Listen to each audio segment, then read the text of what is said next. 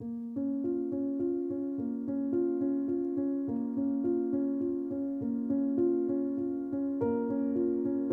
Olympics are a chance to honor the strongest and fastest athletes in the world, but we rarely hear about the weakest or the slowest.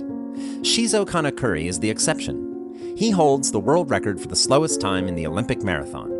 He finished the race after 54 years, 8 months, 6 days, 5 hours, and 32 minutes. Kanekuri was not a slow runner. On the contrary, before going to the 1912 Olympics, he had set a world record marathon time of just 2 hours, 32 minutes, and 45 seconds. He was the favorite to win the marathon at the Stockholm Olympics. It was the first time for Japan or any Asian nation to participate in the Olympics. Kanekuri was one of just 2 athletes sent to represent his country. Despite being the favorite, the odds were stacked against Kanekuri from the very beginning. He was fast, but an inexperienced athlete of just 20 years of age.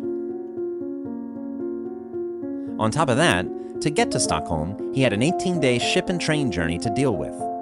Kanekuri ran around the ship and around each train station at every stop to get in some training time during the exhausting trip. When he finally arrived, both he and his teammate had trouble dealing with the local food.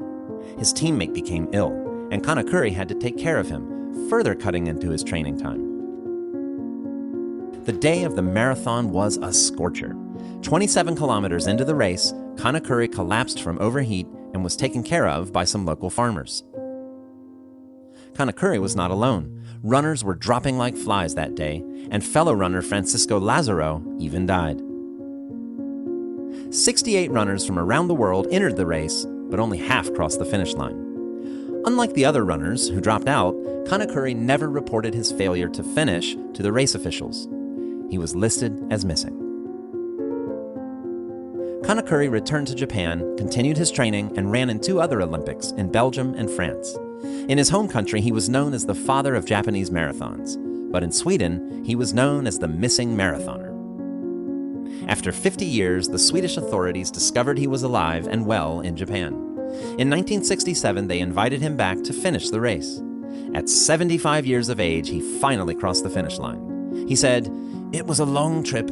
Along the way, I got married, had 6 children, and 10 grandchildren."